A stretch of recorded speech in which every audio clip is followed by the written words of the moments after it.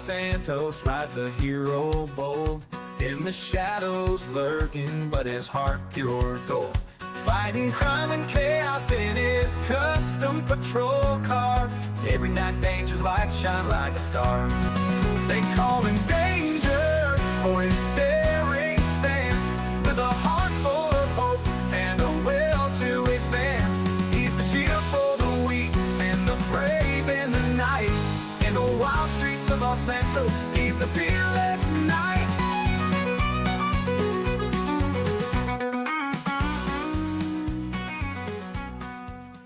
Alrighty, everyone, welcome to the Submersive Podcast, Episode 4. We are joined today by my co-host, Mindless Kills, and we are also joined by a very special guest from our community, Squishy McGee, aka James McGee. How's it going, man? Too bad. How about you?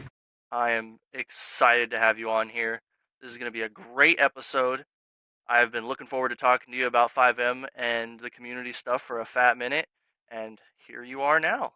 So, without further ado, guys, this is Squishy McGee, aka James McGee. You can find him as Squishy McGee on Twitch. He is one of our good friends. He has been a long-standing member of the community, and he has brought many, many people in, and we have had many, many good times hanging out with him, playing games and doing lots of other stuff.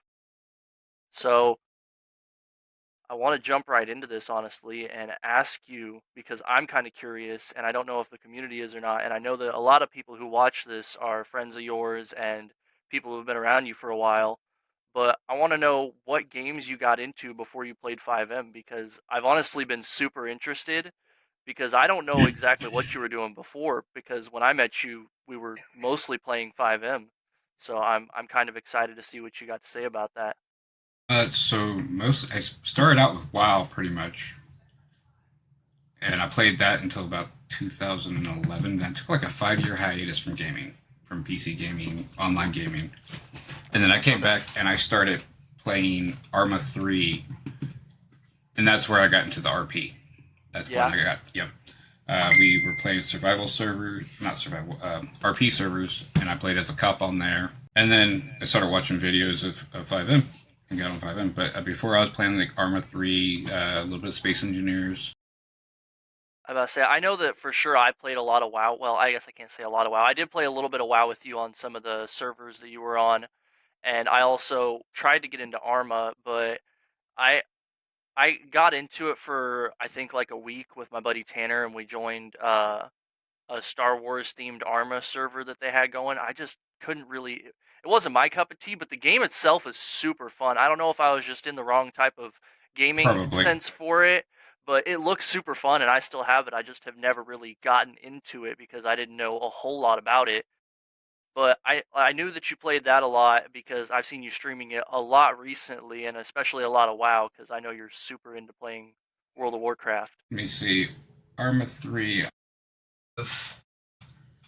I'm 100 hours short of 4,000 hours on it. Oh my goodness. Damn! That's a lot. This man's been playing it for a minute. He's like, yeah, I bought it, pre-ordered. No, actually, my old game community that I was part of, one of them actually bought me the game and all the DLC at the time, and that was like $150 worth of stuff. And I was just like, what? Bro, that's a gift and a half. Yeah. That is super cool, man. Yeah, that's insane. I was about to say, we have played quite a few games together. I know for sure that we really got big into Lethal Company together, and like I said, I've played some WoW with you outside of this. We've played a little bit of Rainbow recently, and I mean, just we also did some Red M, and yeah, we did do some Red M. Red M was a whole lot of fun for the role play on there. Mm-hmm. Just the people on there are so much cooler and nicer than in FiveM, and you do still get some trolls here and there, but mostly they keep their stuff locked down on there. Like, yeah. The Red M community is a lot smaller, but also a lot more well put together than the FiveM community. But the FiveM community is also a lot bigger and has a lot more people that are known around it and get people jumping in that have no idea what they're doing. And so that ends up causing a lot of problems. We've experienced that ourselves. So with talking about games before FiveM, and you saying Arma kind of got you into FiveM, where did you play at before you came to Submersive, and what cities did you jump into before you got into Submersive, and like what was your first RP experience in FiveM? I actually don't remember what the server was called, but my first experience was I had no clue what I was doing.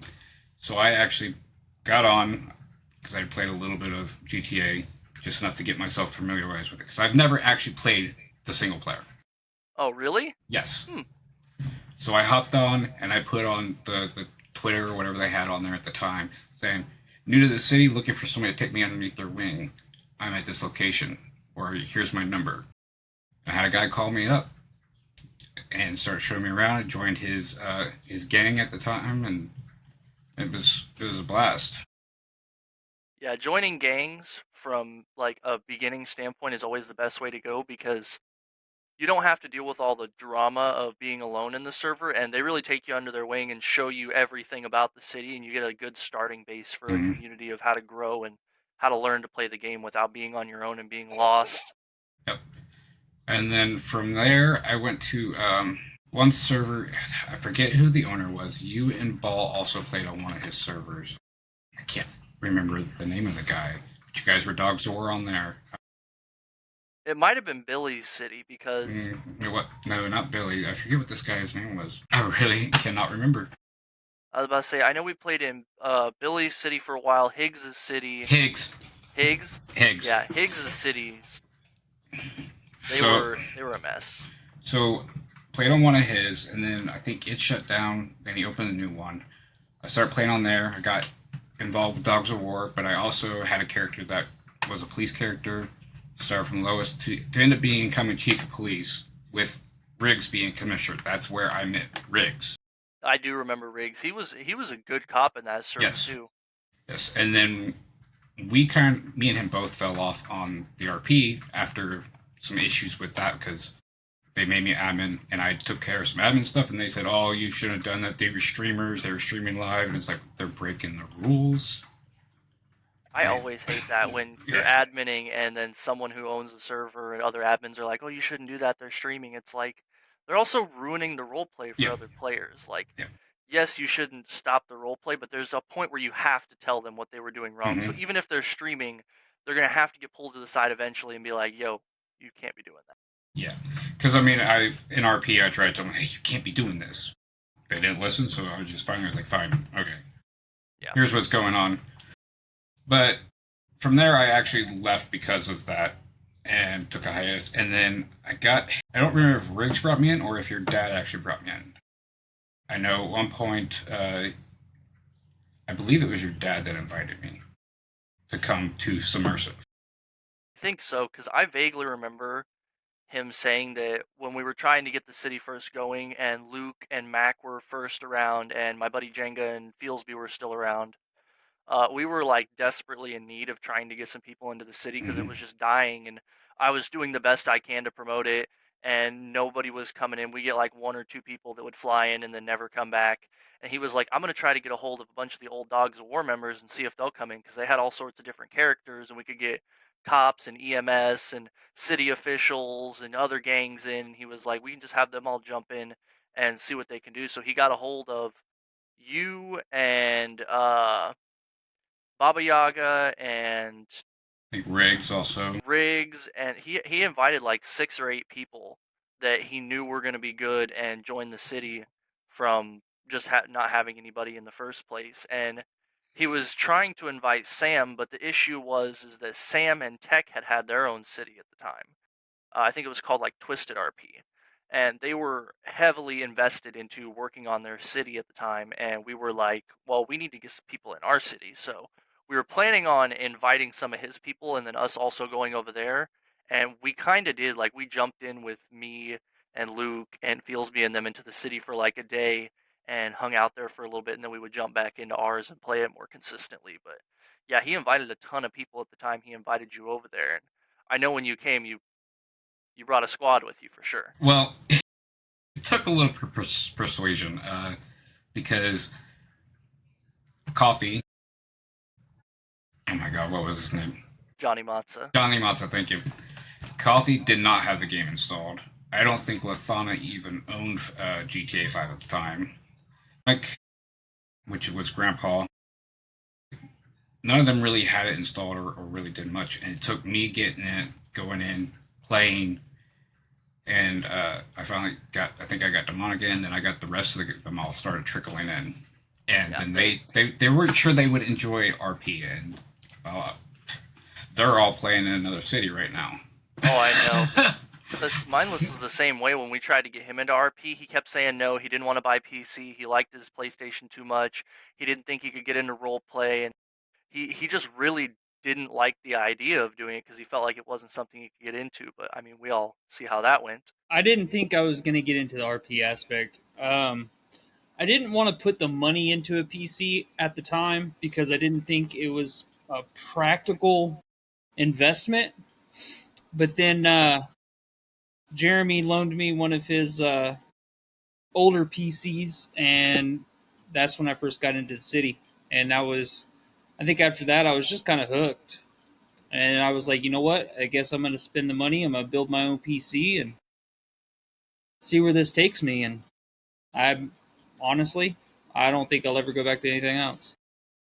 I can't say I blame you. And a lot of people fall in that way where, well, mostly just with FiveM, I should say. When people start playing FiveM, it really hooks them in. Like, there's so much you can do. There's so many cool people to meet. It's such a fun experience. Even if you have to deal with shitty people sometimes, you can always make your own type of fun experience to have where you can hang out with your buddies or you can meet new people and make new friends or go out and just do something you didn't think you would ever do in a game that has such a creative aspect to it where you can do whatever the hell you want and have as much fun as you possibly can by doing either goofy stuff or serious role play or whatever it is that you do when you're playing FiveM. And it really brings out a whole other side of people when they get to actually sit and experience playing the game and hanging out with new people that are deep into the role play and like make these crazy goofy characters. Speaking of goofy characters, the Joker versus Danger. I still have that YouTube video up on my page. That see stuff like that is so cool where it doesn't even have to be realistic sometimes. You can just like borderline make a movie about some stuff going on where it's still in roleplay and you're still playing as a character, but it almost feels like you're making like an animated film with characters in a video game and you're bringing out this ultra creative, super in-depth side of you that people don't often get to see when you're playing something like a shooter game or an RPG game where you're focused on the mechanics and not the experience of being that character in the moment. And I think that's the best part of roleplay is that you get to be whoever you want. And while we're on the topic of people and friends that you have in, I had so much fun when you guys actually did come to the city with meeting Edna and meeting Ramble and Johnny and Grandpa and the other people that came along like Romez and stuff like that. Like we didn't always all get along, but we had good times and we had fun times, and I think that's the best part is when you meet the people and they come to the city and they bring their own style with them. And honestly, I think that's the coolest part because I didn't know anything about any type of car whatsoever. I couldn't have told you what a Ford was on the street other than looking at its badge and being like, hey, that's a Ford. And then when you guys came to the city, I had to actually sit down and learn about cars, makes and models, and their years and body parts and designing them and figuring out what they are. And that just took me into a whole new world. And I look at cars all the time now. Like I build them and work on them and do all sorts of stuff with them, and they just are super interesting to me, which is something I would have never got into just playing FiveM. I mean, I was just driving base city cars and I thought they looked cool. Like I played for looks, and now like it's neat understanding them from learning from Matza and you and Ramble and Grandpa and them who actually know a lot about that stuff, especially in FiveM itself. Mm-hmm. I got a lot of cool experiences learning about that type of stuff from you guys alone. Glad that we could be a foe. It's just something I never would have thought I would have gotten into from in a game, like in a video game. I know a lot of people played like Need for Speed or Forza, but I did it in Grand Theft Auto 5 roleplay. So it's just one of those cool things that you never think about, you never learn about until you do it in something like that, like just a random aspect of your life. And then learning like what kind of engines we could engine swap, because I'm sure you remember my diesel Sultan, the first one in the city. That thing was so awesome. I can't even begin to describe it. Like, it was so fast, it handled so well. It sounded awesome as fuck, and it was just stood alone in its own class of vehicle because it was so fucking wild. And then everybody started doing it. I'm like, well, crap. Yeah. I mean, trendsetter, man. It was such a cool car. Like, it was supposed to be a sports car. It had a diesel engine swap in it, and it ran like a beast, and it sounded like a beast. It was just a monster, and it was all decked out. I remember you taking it to the mechanic shop and getting it all dressed out and putting all the customizations onto it. That thing was awesome. It was probably one of the cooler things that we put into the city was the engine swaps, being able to have people transform their vehicles into whatever they wanted, and it made a huge difference, to be honest. Yeah, I love that car. It was it was so freaking cool. And I think some of the most fun times I had was when you guys were running LS and Matzo was running the dealership, and you guys were just testing out all the vehicles in the city and making your own new cars from shit that I didn't even seen before, because I would just go tossing cars in there and you guys would be pulling them out and doing crazy stuff to them. I mean, I can't tell you how many cars you guys broke doing that too. Like, you guys would make some fast ass, crazy ass cars in there. And Messing so, with the using what both the illegal tuning chip and the LS tuning computer. Yeah. dude, there was some nasty cars on there that weren't even ever supposed to go that fast, and you guys were tuning them like crazy stuff. I didn't think you guys could do with just like a few simple mechanics in the game that were just overly fast. I know we had to nerf them a few times because they were broken, but it's still cool to see you guys doing stuff like that, taking those and pushing the limits on the mechanics and making crazy, crazy cars. I look Yeah, back on it and I'm like, man, I was kind of mad at the time, but at the same time, it's so fucking cool that you could just do stuff like that in a video game. and that was actually the best at changing the cars and making them go the fastest was Rambo. He he deep dives into that shit, just testing and changing little things. I know between him and Grandpa and Edna, those guys were grinders on finding all of the little hidden secrets and stuff in the city and testing out every little mechanic as far as they could push it and even beyond. Like, they would just go out of their way to do the craziest type of stuff. And sometimes they do it by accident. Yeah, they would. They 100% Like, would. I actually just found this bug, and you're like, Well, they would break stuff that I was like, oh, it's not breakable. I went through and tested it myself, and then they come back like not even an hour later and be like, hey, it's broken. What do we do? And man, it was so good. I hated it at the time because I was working so hard on it, but at the same time, looking back, it's like, man, they were deep diving into stuff that I was putting in, and most of the time, it's just people wouldn't even think to look for stuff like that. They would just go about their business doing the regular thing, and they would be like, I gotta figure it out. I gotta open my fucking third eye and deep dive into this and figure out exactly what it can do and how far it can go. And they would find everything, man. I think the weirdest thing that I found on the server was in 3.0. I went fishing, I was diving, and I found a blue rock. And nobody knew what it was for, so I ran around saying, hey, it's my kryptonite, my blue kryptonite. Bro, 3.0 had some of the most advanced mechanics that we ever had for any city, and it had wild stuff. Like, I think it doubled our inventory items. I wish it lived longer. I do as well.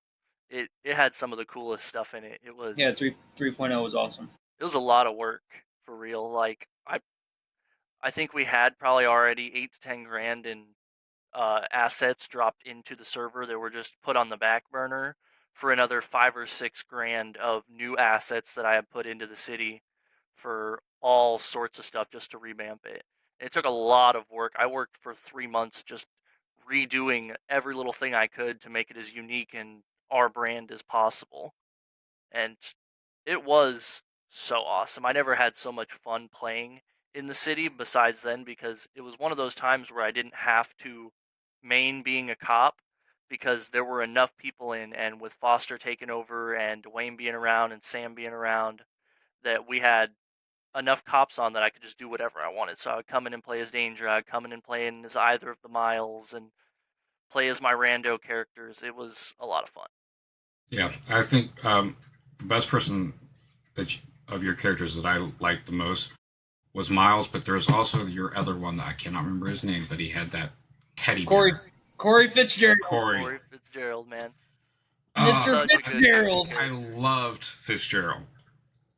It was so good. Yeah. I was really sad when I had to kill him off because, like, I would do that voice from myself. Like, it was purely my voice. Like, Danger, I used a voice changer on, but Corey was just me, and I talked for him for so long one day that I gave myself a fucking splitting migraine. And I was like, oh, I want to play this character, but I can't force myself to do this because I'll kill my voice and I'll give myself headaches all the time. So I think I played him for like a couple of days after that, and then took him and killed him off with a couple of people trying to get him to blow me up with a bomb vest I had on, and it was such a fucking goofy time. Well, I was just wearing it around. James is still alive in another city. I have actually taken all the timeline from the very first city I was in with him, all the way up through Submersive to the other city that I have him in. If I ever join somewhere else, that'll probably be where I kill him off. He's lived for a long time. As long as I've known you, he's been your main character. I think I've only ever seen... I don't even know if I've seen you play another character besides your cop. I think it was literally just James. Well, actually, I think you made a lawyer or a judge character. I made a judge character, and then I also made a homeless guy that I didn't really get to play very much because we really didn't have the assets to be able to do what the RP I wanted to do with him at that time. But we had them for a while, and then we took them out because there was a lot of bugs with them because the creator of the script never finished it. And it was a pain in the ass trying to get it to work, so we ended up taking it out because Ball wanted to make a homeless guy too. Because I think he remembers from Bathroom Bruce and them, like, they're homeless characters that all lived under the bridge over near the Vanilla Unicorn and stuff in that little homeless encampment. They were always over there goofing off and having a good time. So, like, the homeless RP is super cool too. It's one of those where it's just random. You don't have a lot to do. You don't have any responsibilities, and you can just sit there and role play wherever you're at as this person that doesn't have any responsibilities, so you don't have anything you have to go do. It's one of those good styles of role play. So I want to deep dive a little bit into how you met each of your friends and bringing them to the FiveM community, how much that took. Oh, God. Because we know Edna and Ramble and Coffee and Foster and all of those guys and girls, but we don't really know where they came from, and we don't know a whole lot about the backstory besides when they came to Submersive. We kind of got little tidbits here and there, but the community itself hasn't gotten those. So I'm interested to hear about it, so that way we can share it with everybody else. So for me, I met Demonic and Cruzy, which is... I can never say his name either. I just call him Foster. Foster. I forget where I met them at, but we used to play Space Engineers together. And then one day I just got an invitation to another Discord, which ended up being Coffee's. And that's where I actually met them, and we all hit it off really well. And that's where I met Coffee, Divine, which was Ramble, and Foster. No, I already met him. But yeah, I met most of them in there. And that was just how it all happened. Interesting. Both like I said, with Riggs, I met him back in Higgs' server, and we played a bunch of games other than that together. We even made Red Dead characters on Red M, and it was just crazy. Yeah, the only hanging I've ever seen in Red Dead. That's how Riggs died. That does not surprise me. That man is always getting into some trouble, and he is so good at role play. Like, he just gets himself into some crazy situations. So we actually had a family of like 10 people that joined in a Red M server, and we were the Flemington brothers. and we also became bounty hunters. Well, the bounty hunting went bad because no.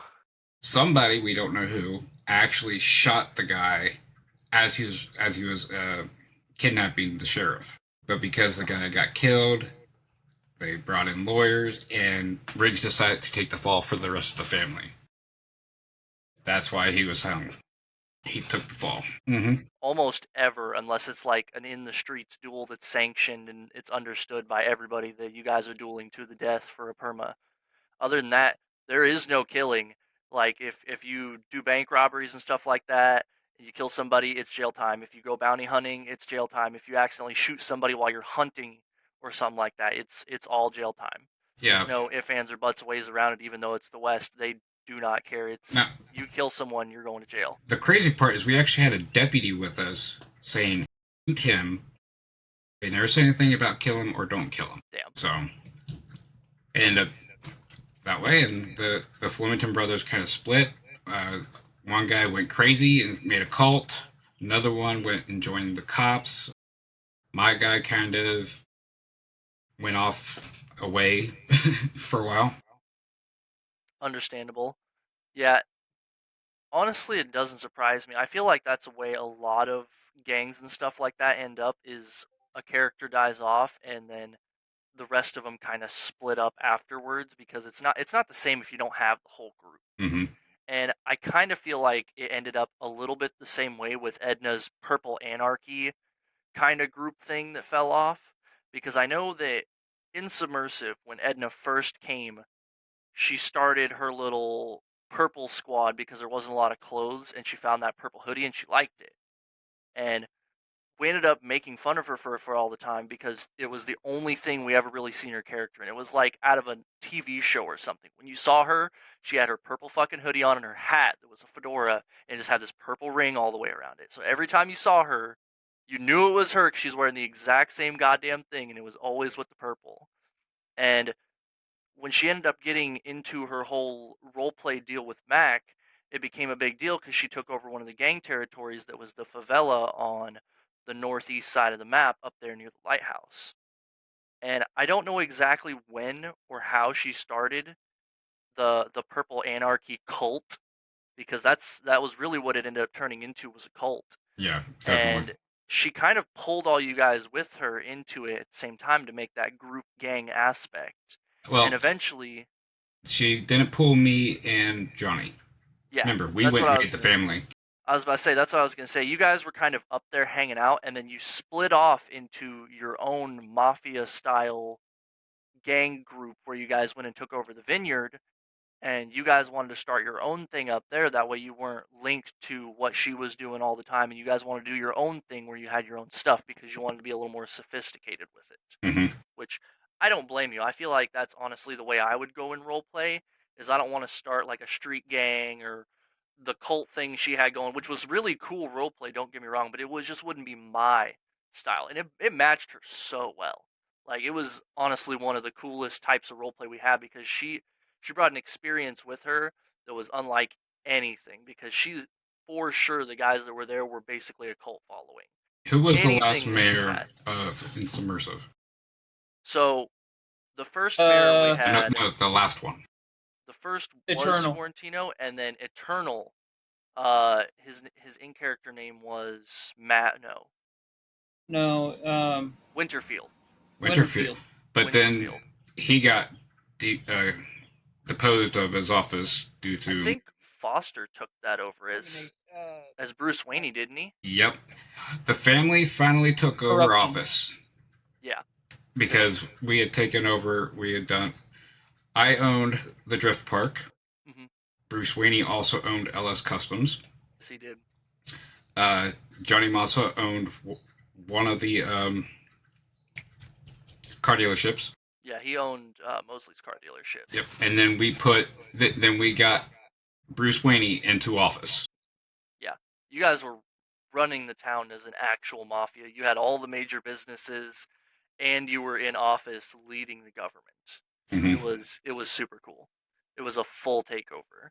And I don't think anybody really realized what was going on with that besides Winterfield, because I think that's why he wanted to get into it, is he was trying to push to pull little bits of people here and there to make alternate characters to join his gang. That way he could start pushing them out into doing stuff like that. Like, as his character, he was going to all the gangs and making deals with them on the side and taking all of their drug acquisition places and was getting keys to all of them so he could mass produce whatever he was doing. He took all of the money out of the government fund and was using it to fund what he was doing, because there was, I think, $10 million in there. And when he was forced to leave office because he was pulling government funds, we went there and looked, and that bank account was empty. It was all in his bank account or his gang fund. I don't remember. I remember I wrote the warrant for it. Yeah, it was ridiculous. And he was just trying to get everybody out when he was in office. That way he could take over in the underworld, kind of, and be like an underworld style one, and also be running the government at the same time while having other people do illegal activities for him. That way he was doing everything as legally as he could while running his gang to take that stuff over. You guys did a little different, though, because even though you were doing criminal stuff on the side, you guys were running your businesses and making sure they stayed open and taking care of people and making sure that whatever was at your business had nothing to do with what you were doing outside of it. Exactly. Which, like I said, is personally the way I would go about it. You can go and do your own thing and have your own criminal life, but make sure you're doing it secretively and underground. That way it doesn't link to your business, it doesn't link to your job, and there's no way it can connect to you, really. That way you lose anything from it. Yep. So basically, we put a tariff on all of our businesses. 10% of whatever we made from any sale went back into the family. Yeah. Like I said, I don't blame you. That's a great way to, like, almost borderline launder money from a legit business into a criminal organization and take over for what you guys were doing, because you guys were really killing it. You had a massive amount of vehicles. You knew where everything in the city was. You worked with people, and you didn't pick that many fights. Like, don't get me wrong, I know you guys did here and there, but the Dogs of War never had an issue with you guys. I mean, you guys were always cool.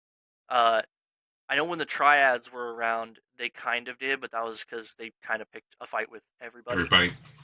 Because I remember they asked us to go against Dogs of War. I'm like, no, we're good with Dogs of War. If Dogs of War ask us to come fight you, we'll come fight you. Yeah. Like, that's basically what I told them. And then we also had that one hangar out on the military base. Yeah, you guys had the hangar on the military base that was full of stuff. And that was a really cool spot personally, because you guys had access to something that nobody really had. I know Edna's group kind of had their little underground bunker, but they never really used it, which was kind of weird to me, because you had access to this massive area where you could do whatever you wanted in, and I don't think she may have never really gotten to use it, but I also know it was never really used. You guys used yours all the fucking time. We had every day. You had so much shit in there. We had the jets that we bought. We had helicopters in there, cars. We had our drug manufacturing in there. The whole shebang. And nobody would ever think that it was on the military base, because nobody was allowed in the military base. And I know you guys had that back door that was like a secret underground tunnel almost. It was like you would go down to the bottom of your house and enter through the door. And the way that door was facing, it almost directly pointed at the hangar. It did. Where you guys were. So it was like just an underground walkway that, instead of having to walk fucking for 30 minutes to get there, just teleported you there instantly. But it was right there for you guys. And it was like, oh, you just travel underground under the river right there, and you're at the fucking military base. It was one of my favorite, like, hangout spots for you guys to have, because it just matched you guys so perfectly. You know, it was perfect. I feel like when Jason and Steven took over and completely demolished the economy, I feel like if we would have worked with the Mafia, that shit would have went like 10 times better, I think. Yeah, me and you kind of fucked that up, because we were doing so much crime and planning out so many intricate robberies that we were filthy fucking rich. Yeah. And we were spending it on stuff like at the car dealerships and at the mechanic shops and buying guns and drugs from people that we kind of spread our wealth out a little too much Hmm. and started overly filling people's pockets with Yeah. money we kind of should have kept to ourselves until it was ready to go out there, or spent it on stuff that wasn't going to spread its way into the economy, which I do take a massive majority of the blame for because I was playing a character that liked buying cars and guns and fancy stuff and spending an ass load Right. of money for next to no reason. I Just think 'cause- a helicopter was what 1.5 mil, and it took me and Johnny 2 days to actually have all that income come in from businesses to be able to pay for it. yeah, and Mindless and I were You guys helped. robbing. I about to say we were robbing shit back to back Bro. and spending ass loads of money at your guys' shops helping with that. Yeah. We would. We had an stuff. underground bunker. Like, we had the works, man. I about to say we had Fucking- our little bitty underground bunker. Yeah. With an actual opening door that we were kind of running all our stuff out of, and basically whatever we had and got, we took down there and then kind of just exported out from that point on. I mean, when nobody was around in the city, we were out grinding and selling drugs or finding these ways to make the most amount of money possible from shit that we just found and knew from playing our characters. Because when I originally brought Jason into the city, as a dev, I knew everything, but I made it a point to where I wasn't going to abuse it. The only thing that I let myself know was where the original drug grinding place was, where you go and get the van and you'd shoot people and do that. And I also knew where the one gun crafting table was, where you could make a revolver, a pistol, and a heavy pistol. And I ran around until I got the resources to make a gun, and then I used that gun to go do those drug missions until I had like $500,000. And I just put that shit up. It took me like I just feel like we could have done more with the family that McGee had. Like, we could have brought them in and worked with them and did more with them. I think it would have turned out a little bit better of a story, honestly, because they had a nice little thing going on. Like you said, they had all these businesses. They was trying to run their family legitly, as legit as they could. Anyways, While doing our crimes. yeah, Because I know at one point, me and Johnny actually asked if we could get a bounty put on our heads. And I think Danger put out I think I remember that. Danger put out a official thing on the in the city saying, Yeah, a bounty for this much has been issued for James McGee and Johnny Matza, dead or alive. yeah, I remember that. on that. I don't remember. I don't think. I don't think- know. I don't think they found you I guys. don't think they. I came think they pretty found close. them. I think they came close to getting them, but I don't think they actually got them. I don't think I ever gave that money out for anybody actually doing it. No, because I remember them chasing them around the city for a little bit, and then they lost them, and then they went into like a hiding, if I remember right. Well, we stayed where people could find us, but they lost us. Yeah, I know that. Well, you lost them, but yeah. I know that. I don't remember what I was doing that whole night, but I know I was just sitting around and putting out announcements and stuff, and I was off doing something else. I don't remember if I was working on something or playing as a different character, but I never even came to find you guys. I was just letting everybody else do it, and I got so many pings about stuff that was going on as a cop while I was playing as Danger, Oh man. and like there was shooting pings all over the Yeah. map and speeding pings and Yeah. explosions and all sorts of They shit. were also hunting us too. I know. But you told them, hey, you guys got to do this as cops and do it Yeah. Right. legitly. They were chasing all the people around that were chasing you guys and shooting, and it was just absolute It was fucking chaos. Chaos. But It it was was fun. chaos. It It was was fun. definitely fun. Yeah, because not only were we trying to chase them, but we were also chasing the people chasing them because they would be shooting at them, breaking the law.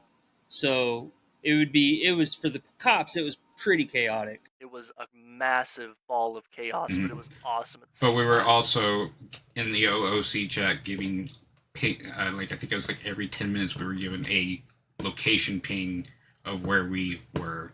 hints and hints, like exact yeah. locations or stuff like that. Like, come find us. Mm-hmm.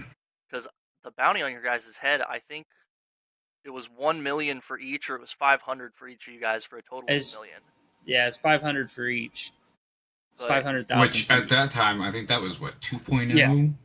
So our Yeah. economy was stable and everything cost It was a lot of more, money. but that was a lot of money. Yeah. Oh, 500,000 and 2.0 is good money. Yeah, it was bank for sure.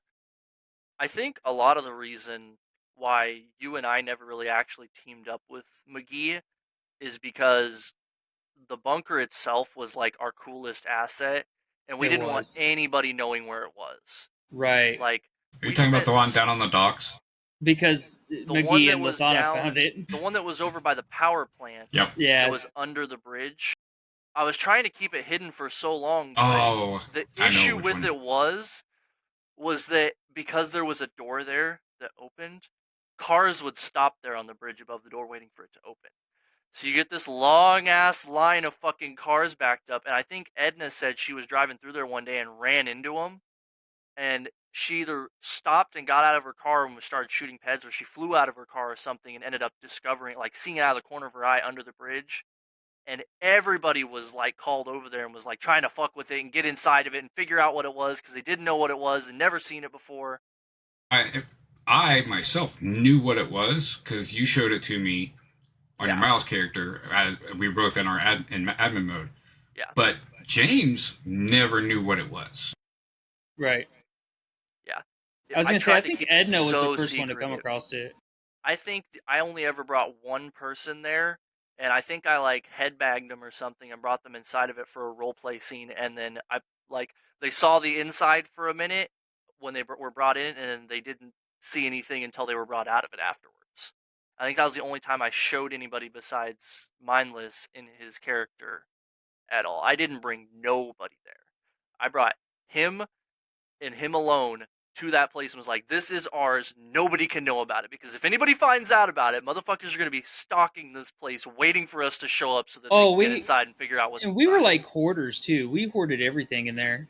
Yeah. I had like laptops, fucking the stuff to boost cars, almost everything for bank jobs and heists. Like, we had everything in there. That anytime we came across something of importance, it went there. it went straight in there.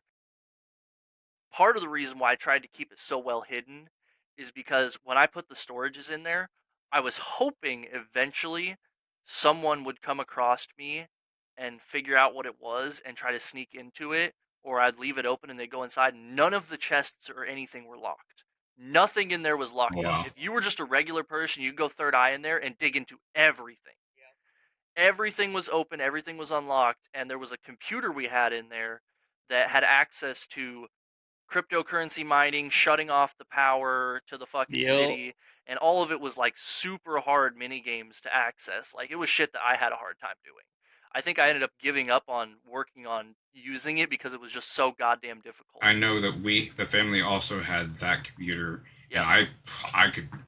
It was just like, no, I'm good. I about to say, I gave it to you guys because I had such a hard time fucking with it, but I knew if I gave it to somebody to actually use it, that somebody would eventually learn how to fuck with it and figure it out. So I was like, I don't want to just keep that for me because it's so cool. I want other people to have it. So I had to set it up for some other people.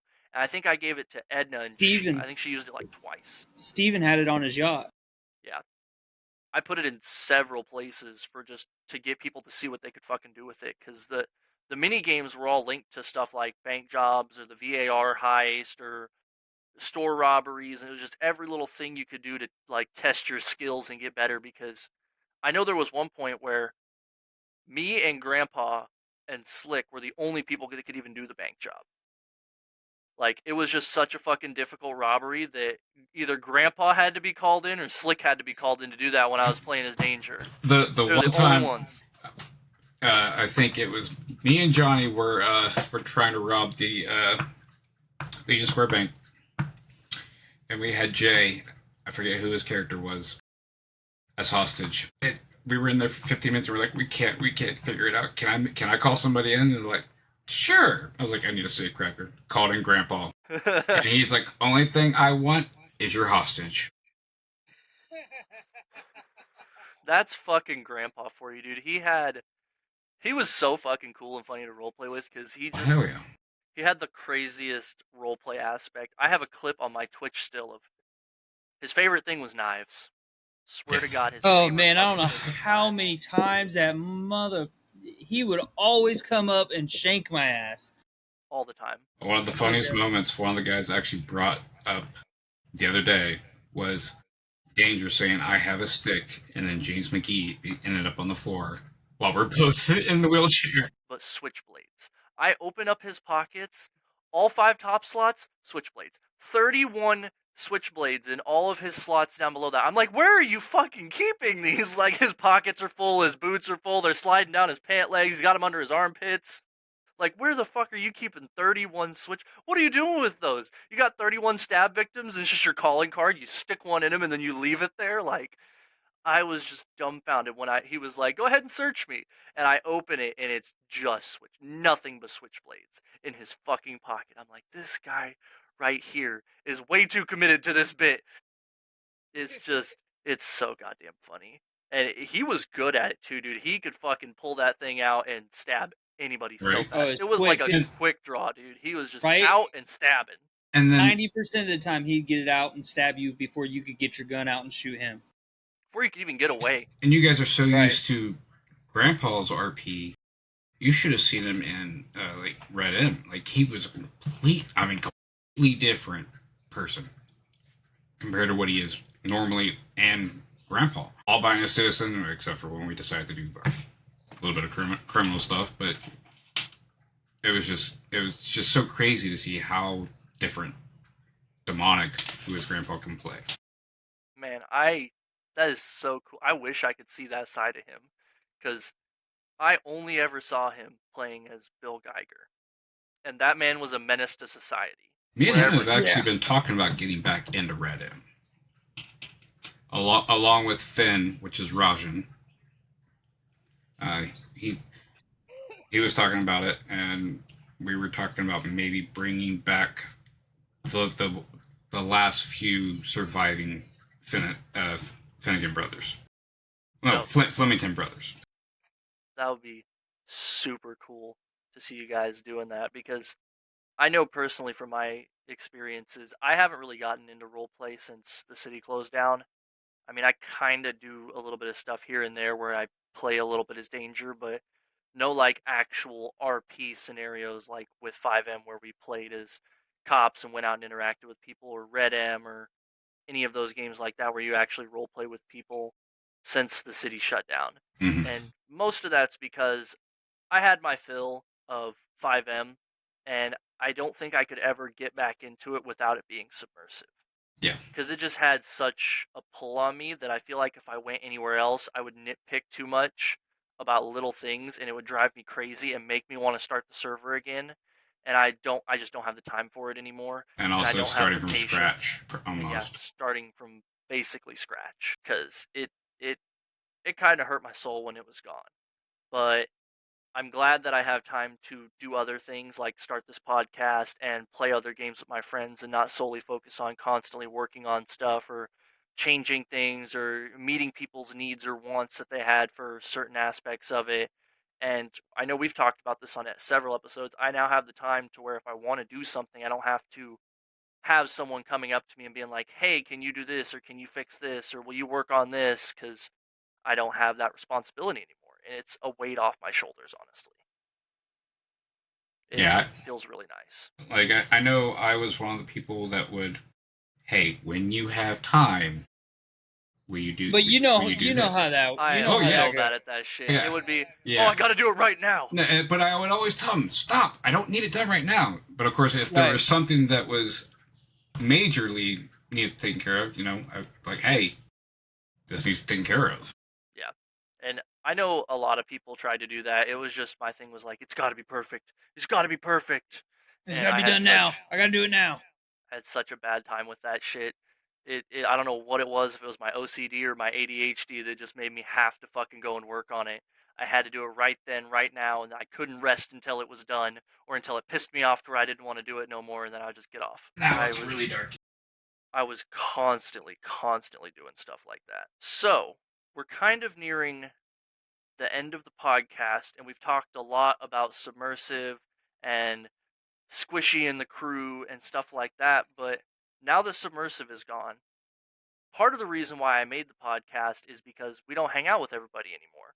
We kind of all play our own games and do our own things or have our own social lives that we're focusing on now. And I don't really get to know what you guys are doing anymore. I see you streaming every once in a while, but Well, the last couple of days I've been playing a bunch of demos. For a some lot reason. of people have been doing that recently, Yeah, surprisingly. it's crazy. We were playing Tarkov, and of course, right now I'm playing Ark Survival Ascendant with I've seen that. Rambo, Demonic, Foster. Yeah, I think that's the only ones that are on there that you would know. And then there's other games and other gaming communities that I'm a part of now. Well, that is super cool, man. Um, Yeah, I seen that you guys were streaming Ark the other day, and I haven't played Ark in so long since we had our own RP server up doing that. Are you guys playing an official or unofficial server? Unofficial. Kind of weird. Official server. It's actually Rambo actually has a server box that he runs them off of for us. Oh, nice. Nice. Yeah, I joined a couple other gaming communities. One was more towards for Arma and Armor 3 and Armor Reforger, and I'm in there. And then I joined another one.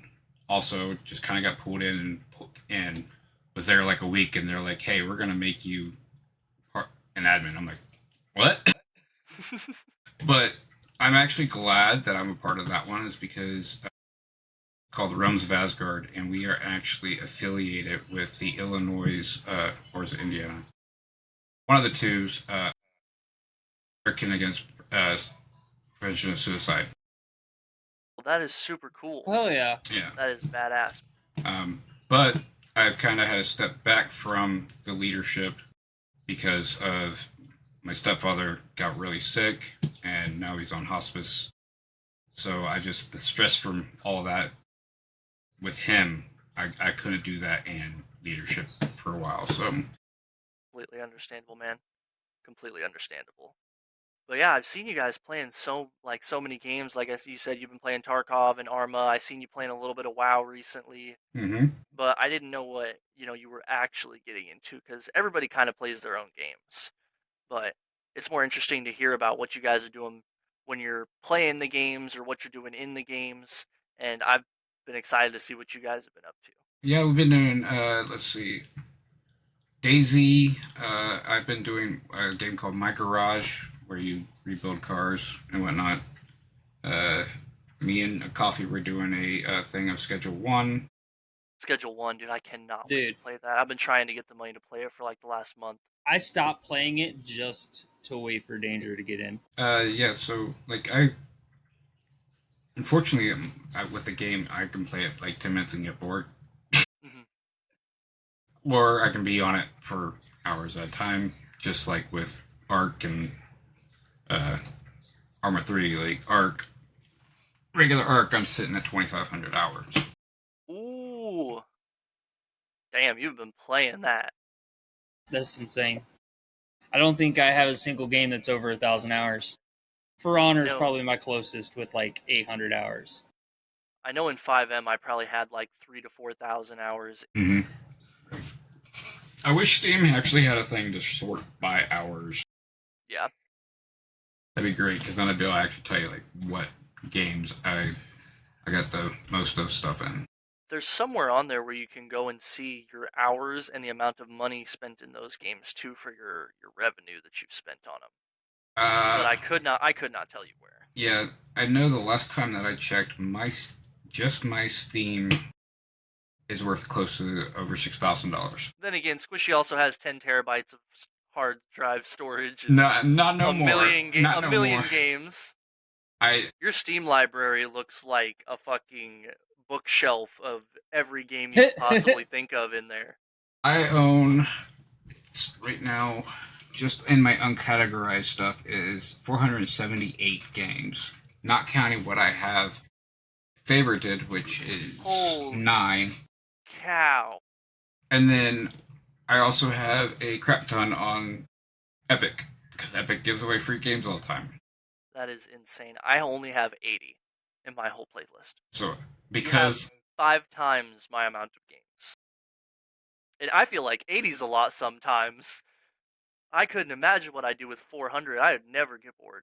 I'd be like, wonder if I'm gonna go back and play this today. I Well, downloaded this and I never played it. so Yeah, I I won't. have 50. So I won't get into details of this, but I got into trouble at one point, and I decided basically to just get rid of all my friends, start new. But I decided that I was going to get back into gaming, and gaming has been my outlet. And my mom's like, "You need to stop playing." Used to say, "You need to stop playing games so much," and I'm like, "Would you rather me be here playing games, or out going and getting in trouble, possibly getting thrown in jail?" She's like, Yeah, "This." I know. I can't say I blame her. My mom feels the same way when I was playing games because I used to smoke a lot of weed and go to fucking do stuff with my buddies and Mhm. whatnot, and 100% she would rather me be at home playing games and staying out of trouble than going out and goofing off with idiots and doing stuff we probably Yep. shouldn't be doing. Because I feel you on that. I pretty much the only people that I talk to now are either my family members, like Mindless, or the people I play games with in our community. And I honestly almost prefer it. Like, I do miss a couple of the people that I knew in real life, and I talk to them every once in a blue moon, but much more enjoy playing games with my friends and hanging out Mhm. with you guys and doing stuff that fucking makes me laugh or puts a smile on my face because it's just Yeah. way more enjoyable than going out and spending a boatload of money on stupid stuff or getting in trouble or the possibility of something bad happening when I can just be at home and the worst thing I got to worry about is breaking a computer mouse or something. You know, it's always I can drink at home. Yes, my thing too, and you know, it being ex-military, I got anger issues and stuff. So it's like I could either hurt real people or I can hurt people in the game. You know, so it's just I'd rather I'd rather take my frustrations and anything else I got going on in my life and in my head and in my thoughts, and I'd rather just pour it all into a game than to take it out on people that don't deserve it or take it out on my family or Yep. stuff like that. You know what I'm saying? Hmm. It's my outlet. Video games are my outlet. Yeah. I personally feel like it's also a great way to express yourself when you're, because like out in public, I know not everybody is this way, but you can be shy or you'll be around people and you won't necessarily expose the fun side of you or the interesting parts because you don't want to bring that out in front of somebody. But when you're on the game and you're hiding behind a screen, you can do whatever you want, and that's not always the best for all people because some people can be assholes and dickheads and all the And other bad sometimes words. take what they do in game and let it flow into their real life. Yeah. Yeah. But a lot of times it allows people to be their most authentic selves and Hmm. have that fun, creative side come out of them. And you don't see it when you hang out or meet with them in person. I know Balls, especially that way. If you meet him in real life, he looks like a total asshole. And he kind of is. But you meet him in the game and he's super cool. He's fun. He has a good time. And he's just a nice guy to be around. But it's one of those things where playing games really is a good outlet for what you have going on in real life and being able to express yourself in ways that you can't do it. Well, while we're on the topic of expression, my last question for you is how have you been doing with streaming and what games are you planning on playing and how far are you planning on going with your streaming stuff? So my problem right now is I have the worst sleep schedule. So I can't really get onto a schedule with my streaming, which you normally need to be able to have a good following. Yeah. Hopefully, at some point, I will get to the point where I actually have a good sleep schedule because I would love to get to the point where I actually have more than 4 or 5 people sitting in at a time. Lately, it's just been one or two. But hey, I'm actually happy with just the one or two. We Right. feel the If same they- I way. mean, If they're enjoying the stream, yeah. yep, You know, you want to come in and hang out, come in and hang out. exactly. You don't have to subscribe to me. You don't have to follow me. Just you coming in, chilling, saying what's up, you know, whatever Even is just cool with me. lurking. I enjoy that. Yeah, just lurk. You know, I appreciate that shit. Mm-hmm. Same. Um, I want to get into Dune Awakening, but that's more than I can afford at the moment. Because, well, I limit myself to only buying games that are under $20.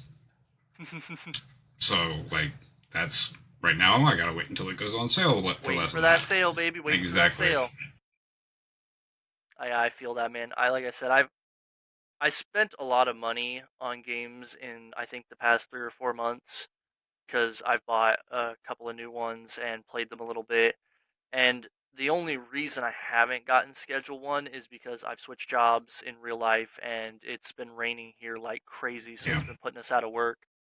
And that's what's really picked up me getting into streaming and fully starting the podcast is it rained here for like a week and everything A was week, like flooded. a few weeks. I was about to say, well, it rained consistently for a Yeah, week and it everything rained was every flooded. day for a week, all And then day it long. was dry for like a day and then it rained and then it would dry up for like a day and then it would rain, and for I think 3 weeks now it's been doing nothing but raining on and off, and every time we Yep. get like a day where it's actually been dry enough for a day or two for us to go out and do something, it rains the next fucking day and completely screws us over. So we've dumped a lot of our time and energy into playing games and streaming for people and hanging out and building our communities up. I mean, Mindless just hit affiliate recently, and I went over 200 followers last week or the week before from streaming. Now I think I'm up to, what am I at now? 234, almost 235.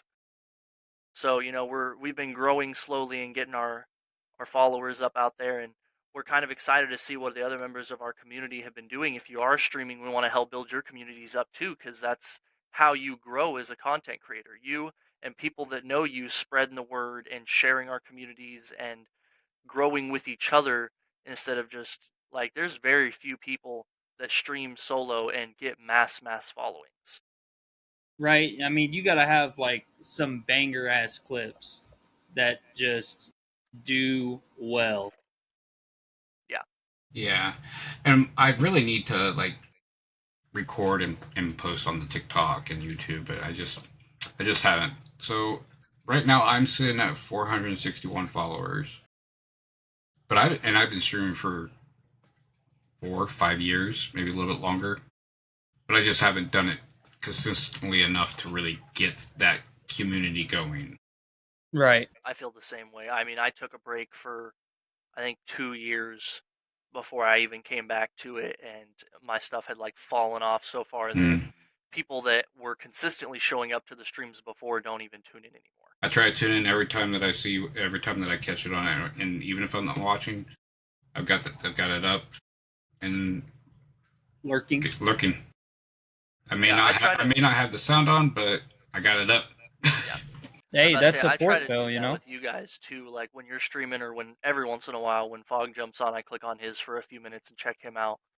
And I usually don't comment on a lot of them, but I will just sit there and lurk. Sometimes I'll jump in there and throw some little danger emojis in the corner and be like, "Hey, what's up?" And then just have it off in the corner. But I try to check you guys out and so have people support the channels and whatnot. That way, like I said, we all need to be able to grow and do what we want to do and have our communities be built. That way, And we can have the best experience we can while we're streaming. and the best way that I have found, because when I actually had a big boom in my followers at one point, but it was because of I had joined a group of small streamers. We were all small streamers, so we would literally promote each other on our streams. We would also make sure we were sitting in their streams or hosting their streams. Hosts, raids, all that stuff that boosts followers and stuff. One of my favorite things that they've added recently is this multi-streaming, where you're all sharing your communities, you're sharing your chats. That way, if you want to say, "Hey, go follow this person," it's not like they have to click off to go follow Go type, them. yeah. They I'm could about to just say they can just go it's right there and boop, hit the follow button, and then they don't even have to stop watching who they want to watch, or they'll switch off and go watch somebody else for a little bit to help boost their stuff, and it's just all right there. You're getting the same content creators doing the same thing, and you're just sharing your stream chats and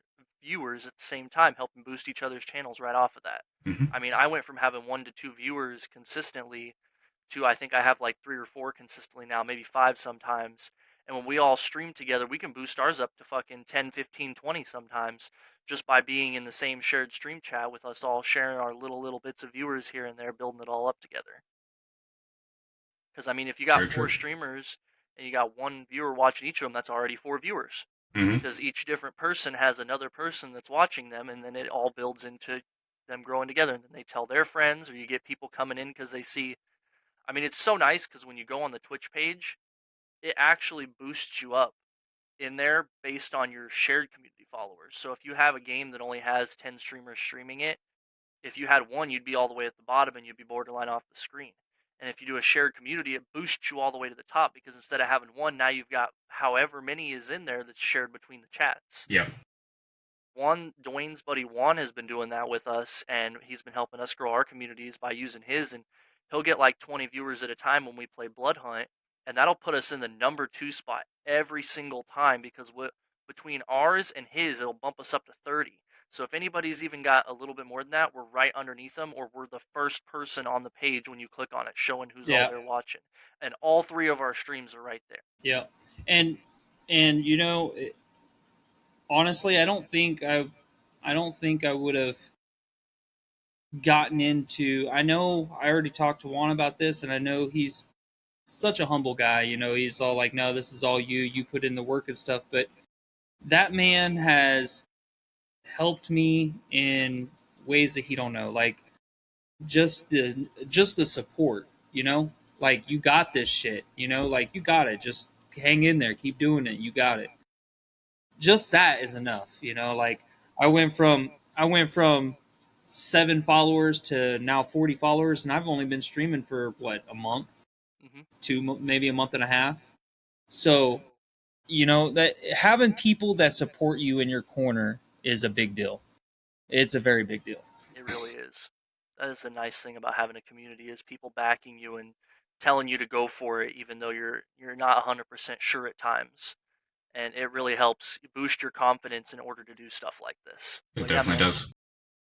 We're really excited to see you grow, and we're going to be here the whole way through it, and we're glad that you're part of our community and stuff. And I think that is going to kind of wrap up our podcast now. So we want to thank you for coming out, Squishy. Thank you for being here on the podcast. Hell yeah, Squish. It's good seeing you, my man. Yep. Amazing stories, bringing up all the cool stuff we got to do back in the day with you. Some of the good times, some of the bad times. And I honestly, it's nice having you around, man. It's good to hear from you. It's good to be here chatting with you again. I want to let everybody know. Into a game again. I want to let everybody know where they can find you at. So this is Squishy McGee. You can find him on Twitch at Squishy McGee, and you'll be able to look up his Twitch page in the YouTube section of where we're going at. You can find it there in the description. You can also find him here on Twitch. You'll be able to click on his name. It's in the chat. You can go and find him. We also have my co-host Mindless Kills at twitch.tv/Mindless Kills, and you can find me, Lord_Commander_Jorgen, on Twitch, YouTube, and TikTok. You guys can also find the Submersive Podcast here on Twitch on Saturdays, and on Mondays we come out with new episodes that we stream live on Saturdays on the Submersive Podcast YouTube channel. Once again, thank you guys so much for watching, and we are going to get the heck out of here. Thank you guys for coming.